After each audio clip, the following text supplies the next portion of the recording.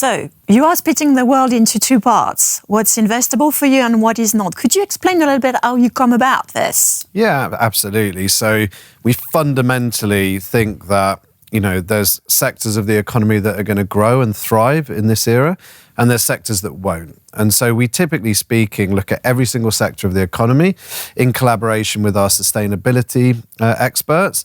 And we basically build a universe. We say that there's certain things that we could almost guarantee will grow, and everything we do is 10 years forward.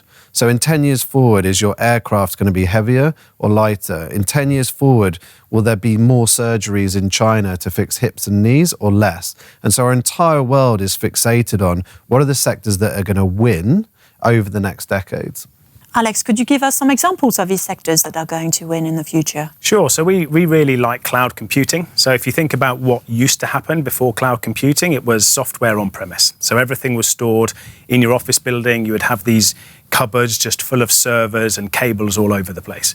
That just doesn't really happen anymore. Companies, for cost reasons and for energy efficiency reasons, are moving more and more of their software and hardware capabilities into the cloud. So this leads us to look at the cloud players. Who are the biggest and best companies in the world? So as an example, you've got Amazon with their Amazon Web Services, you've got Google's Google Cloud Partners, and then obviously you have Microsoft with Microsoft Azure. So that's where we think over the next 10 years, is going to show some incredible growth, as we know that data just keeps on growing and growing and growing.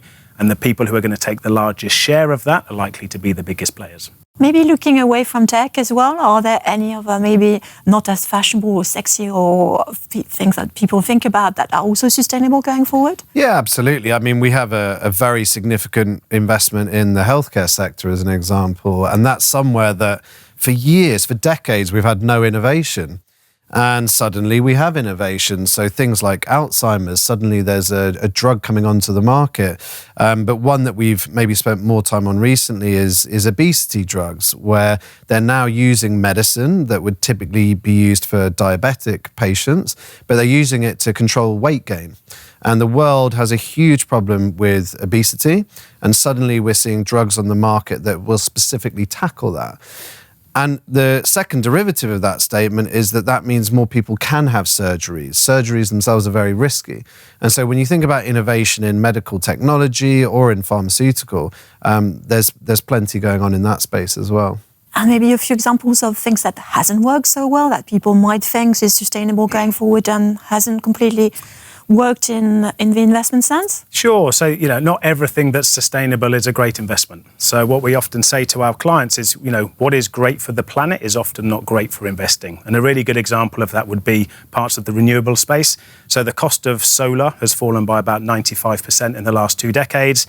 This is absolutely amazing for everybody around the planet, because we can now all afford to buy solar and have it on our rooftops, and that makes us more efficient, and it can help us stop using things like coal. But from an equity perspective, that is almost the opposite of what we look for. So we look for quality businesses, companies that have sustainable competitive advantages, companies that can have pricing power and strong returns. In an environment where prices fall 95% over 20 years, that isn't the greatest investment environment. So those are the areas that we do look at from time to time, but so far they haven't been the best investments. And to Alex's point, all of this solar and wind going into the grid, effectively solar and wind isn't always on. Okay, the wind blows at night and you get a lot of sun in the day, and this is obvious.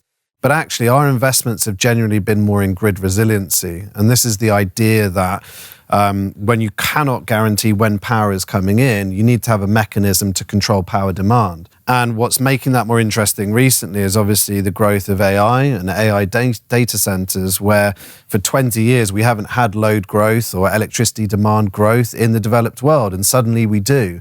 And so the challenges around solving that is exactly where we want to be investing, but specifically where the companies are very profitable and they have that 10-year perspective of being able to generate high returns.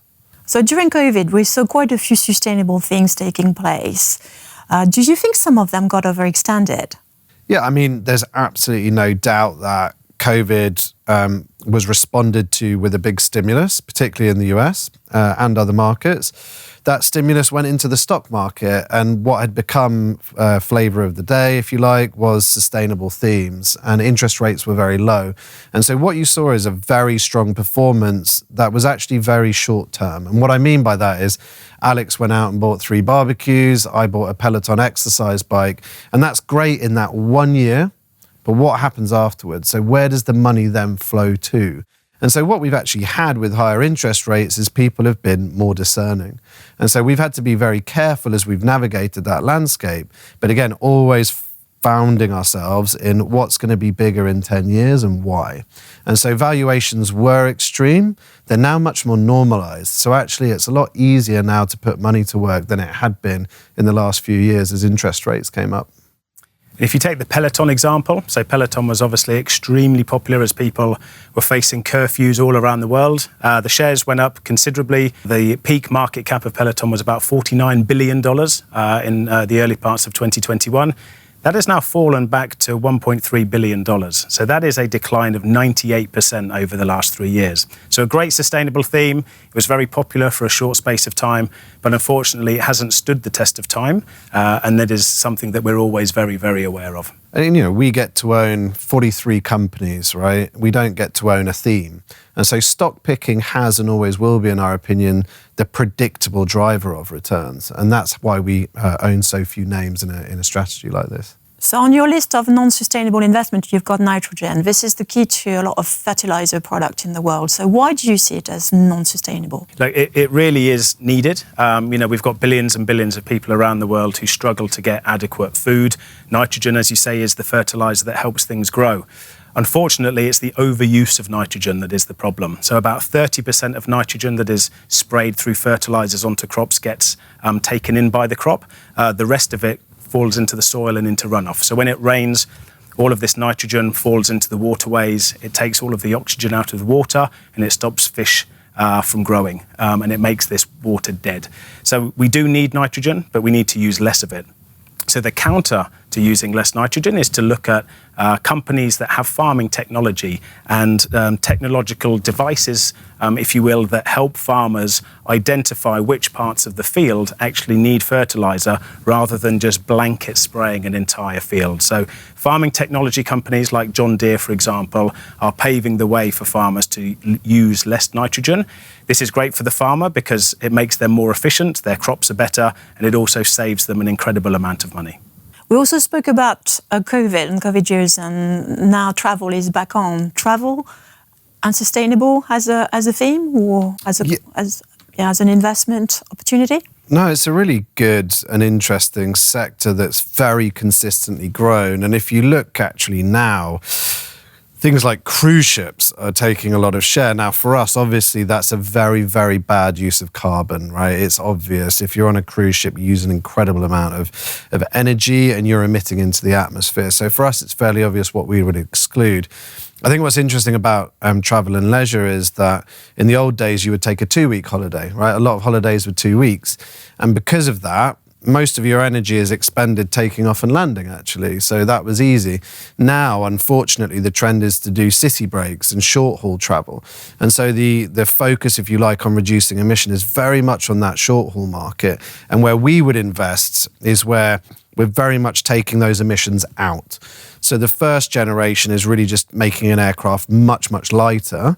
The second generation will be things like sustainable fuel to go into that aircraft. And one day, which sounds ridiculous, which maybe not, is that aircraft is powered through hydrogen. So it's actually electrolyzed. It's actually electric power that jets the plane, if you like. And so every single sector has an angle within it that we're thinking could make the world an easier place to live in. And that's where we're focused. It's interesting you mentioned travel and transport, because I think people would assume transport is not an industry you would invest in as a sustainable investor. But you do have some investment in these sectors, haven't you? Yeah, and we're looking for the highest IRR, so the best way to reduce that emission. What we're not trying to do is exclude what we would call fringe sectors here. So yes, we exclude coal. That's obvious. It's not needed. We have an abundance of gas. Gas is maybe 45% of the same emission, but eventually we have to move on from gas to clean. And that's the transition we're in right now, because at this point, we're really not hitting any of our targets, which means that predicted global temperature rises are still much too high. So there's too much CO2 and other greenhouse gases going into the atmosphere. So any single solution to reduce that is something that we would look at. So within transport, we like rails. So, all across America, freight is typically moved around by either rail or truck. Truck is incredibly inefficient and highly emittive. Long-haul rail can be, a 25% of the CO2 emissions. So we know that things have to be moved around the world. What we want is to see those goods and services moved around in the most efficient way. The most efficient way is often by rail, so we are big supporters of the rail industry.